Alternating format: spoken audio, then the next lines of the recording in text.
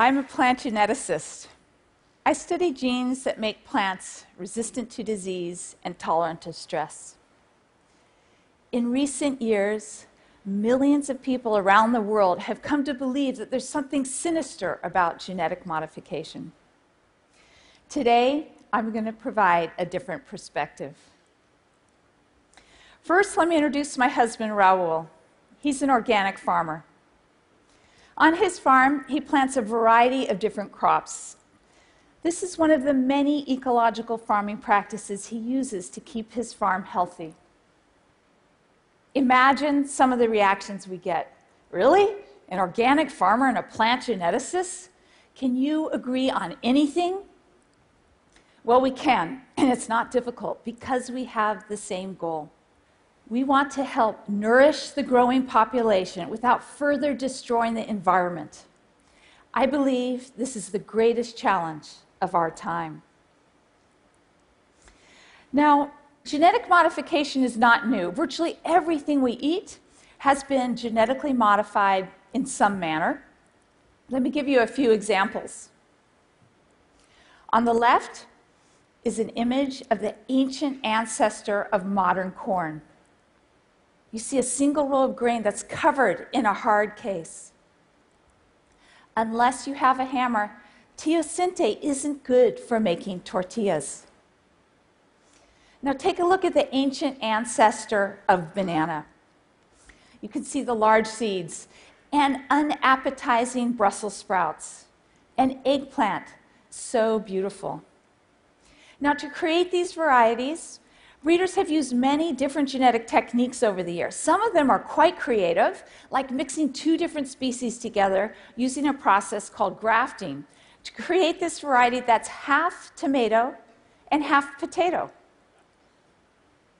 Breeders have also used other types of genetic techniques, such as random mutagenesis, which induces uncharacterized mutations into the plants.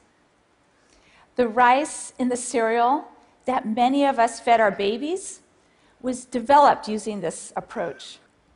Now, today, breeders have even more options to choose from. Some of them are extraordinarily precise. I want to give you a couple examples from my own work. I work on rice, which is a staple food for more than half the world's people. Each year, 40% of the potential harvest is lost to pest and disease. For this reason, farmers plant rice varieties that carry genes for resistance. This approach has been used for nearly 100 years. Yet when I started graduate school, no one knew what these genes were. It wasn't until the 1990s that scientists finally uncovered the genetic basis of resistance. In my laboratory, I isolated a gene for immunity to a very serious bacterial disease in Asia and Africa. We found we could engineer the gene into a conventional rice variety that's normally susceptible. And you could see the two leaves on the bottom here are highly resistant to infection. Now, the same month that my laboratory published our discovery on the rice immunity gene, my friend and colleague Dave McKill stopped by my office. He said, 70 million rice farmers are having trouble growing rice. That's because their fields are flooded, and these rice farmers are living on less than $2 a day. Although rice grows well in standing water, most rice varieties will die if they're submerged for more than 3 days. Flooding is expected to be increasingly problematic as the climate changes. He told me that his graduate student, Kenong Shu, and himself were studying an ancient variety of rice that had an amazing property. It could withstand 2 weeks of complete submergence. He asked if I would be willing to help them isolate this gene. I said yes. I was very excited because I knew if we were successful, we could potentially help millions of farmers grow rice even when their fields were flooded. Kenong spent 10 years looking for this gene. Then one day he said, "Come look at this experiment. You've got to see it." I went to the greenhouse and I saw that the conventional variety that was flooded for 18 days had died. But the rice variety that we had genetically engineered with a new gene we had discovered called sub1 was alive. Kenong and I were amazed and excited that a single gene could have this dramatic effect. But this is just a greenhouse experiment. Would this work in the field? Now I'm going to show you a 4-month time-lapse video taken at the International Rice Research Institute. Breeders there developed a rice variety carrying the sub1 gene using another genetic technique called precision breeding. On the left, you can see the sub1 variety, and on the right is the conventional variety. Both varieties do very well at first, but then the field is flooded for 17 days. You can see the sub1 variety does great. In fact, it produces 3.5 times more grain than the conventional variety. I love this video because it shows the power of plant genetics to help farmers. Last year, with the help of the Bill and Melinda Gates Foundation, 3.5 million farmers grew sub1 rice. Thank you. Now, many people don't mind genetic modification when it comes to moving rice genes around, rice genes and rice plants, or even when it comes to mixing species together through grafting or random mutagenesis. But when it comes to taking genes from viruses and bacteria and putting them into plants, a lot of people say, yuck. Why would you do that?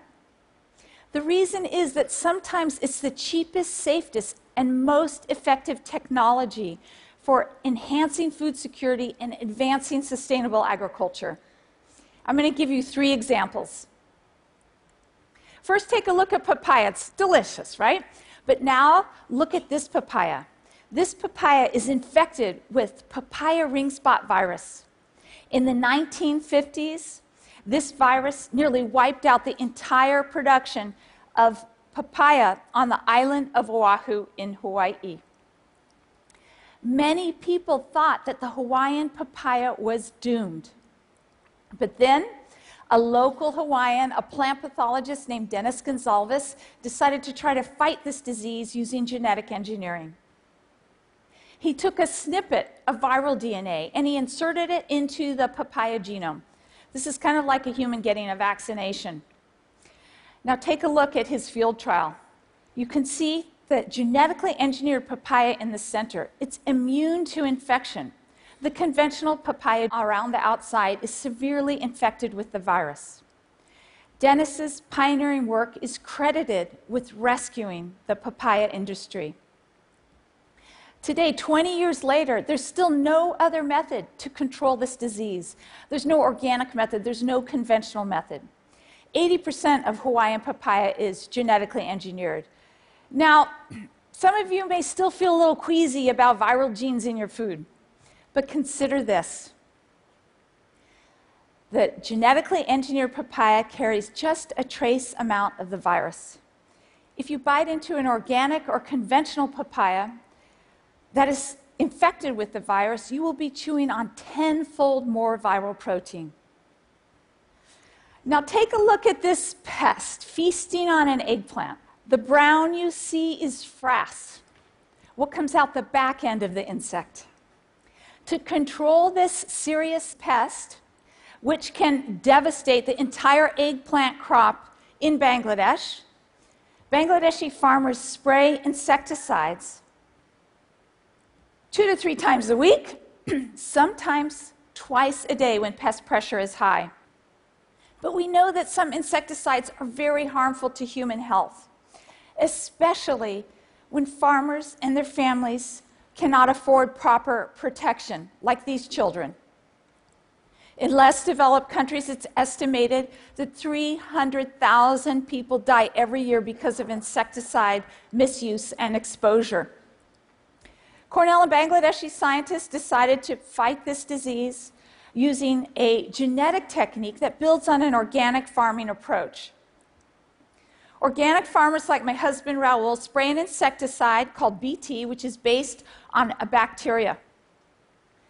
This pesticide is very specific to caterpillar pests, and in fact, it's non-toxic to humans, fish, and birds. It's less toxic than table salt. But this approach does not work well in Bangladesh.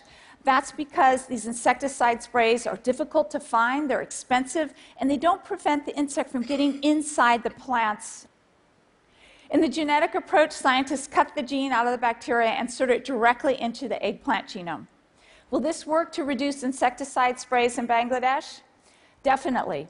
Last season, farmers reported they were able to reduce their insecticide use by a huge amount, almost down to zero. They're able to harvest and replant for the next season. Now, I've given you a couple examples how genetic engineering can be used to fight pests and disease and to reduce the amount of insecticides. My final example is an example where genetic engineering can be used to reduce malnutrition. In less developed countries, 500,000 children go blind every year because of lack of vitamin A. More than half will die. For this reason, scientists supported by the Rockefeller Foundation genetically engineered a golden rice to produce beta-carotene, which is the precursor of vitamin A. This is the same pigment that we find in carrots. Researchers estimate that just 1 cup of golden rice per day will save the lives of thousands of children. But golden rice is virulently opposed by activists who are against genetic modification. Just last year, activists invaded and destroyed a field trial in the Philippines. When I heard about the destruction, I wondered if they knew that they were destroying much more than a scientific research project, that they were destroying medicines that children desperately needed to save their sight and their lives. Some of my friends and family still worry, how do you know genes in the food are safe to eat? I explained that genetic engineering, the process of moving genes between species, has been used for more than 40 years in wines, in medicine, in plants, in cheeses. In all that time, there hasn't been a single case of harm to human health or the environment. But I say, look, I'm not asking you to believe me. Science is not a belief system. My opinion doesn't matter. Let's look at the evidence. After 20 years of careful study and rigorous peer review by thousands of independent scientists, every major scientific organization in the world has concluded that the crops currently on the market are safe to eat, and that the process of genetic engineering is no more risky than older methods of genetic modification. These are precisely the same organizations that most of us trust when it comes to other important scientific issues, such as global climate change or the safety of vaccines. Raoul and I believe that instead of worrying about the genes in our food, we must focus on how we can help children grow up healthy. We must ask if farmers and rural communities can thrive and if everyone can afford the food. We must try to minimize environmental degradation. What scares me most about the loud arguments and misinformation about plant genetics is that the poorest people who most need the technology may be denied access because of the vague fears and prejudices of those who have enough to eat. We have a huge challenge in front of us. Let's celebrate scientific innovation and use it. It's our responsibility to do everything we can to help alleviate human suffering and safeguard the environment. Thank you. Thank you. Powerfully argued.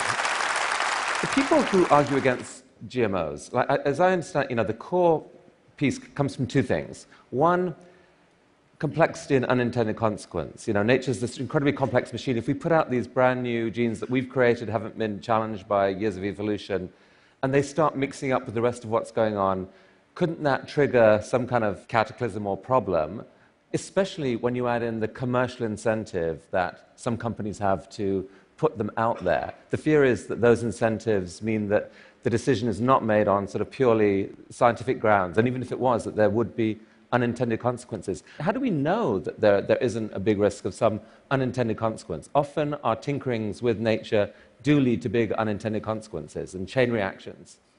Okay, so on the commercial aspects, one thing that's really important to understand is that in the developed world, farmers in the United States, almost all farmers, whether you're organic or conventional, they buy seed produced by seed companies. So there's definitely a commercial interest to sell a lot of seed, but hopefully they're selling seed that the farmers want to buy. It's different in the less developed world. Farmers there cannot afford the seed. These seeds are not being sold. These seeds are being distributed freely through traditional kinds of certification groups. And so it is very important in less developed countries that the seed be freely available. Wouldn't some activists say that this is actually part of the conspiracy? This is the heroin strategy. You seed this stuff and people have no choice but to be hooked on these seeds forever. There are a lot of conspiracy theories, for sure.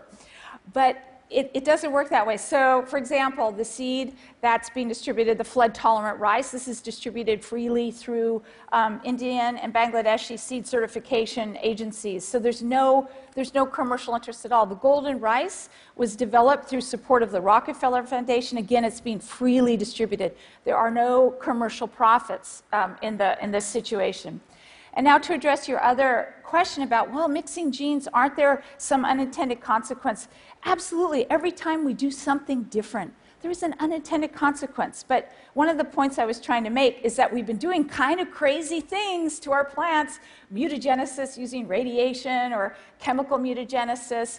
This induces thousands of uncharacterized mutations. And this is even a higher risk of unintended consequence than many of the modern methods. And so it's really important not to use the term GMO because it's scientifically meaningless. I feel it's very important to talk about a specific crop and a specific product and think about the need of the consumer. So part of what's happening here is that there's a mental model in a lot of people that nature is nature and it's pure and pristine, and that to tinker with it is Frankensteinian. It's making something that's pure dangerous in some way. And I think you're saying that whole model just misunderstands how nature is. Nature is a much more chaotic interplay of genetic changes that have been happening all the time anyway. That's absolutely true, and there's no such thing as pure food. I mean, you could not spray eggplant with insecticides or not genetically engineer it, but then you'd be stuck eating frass. So there's no purity there. Pamela Ronald, thank you. Thank you very much. Thank you so much. Appreciate it.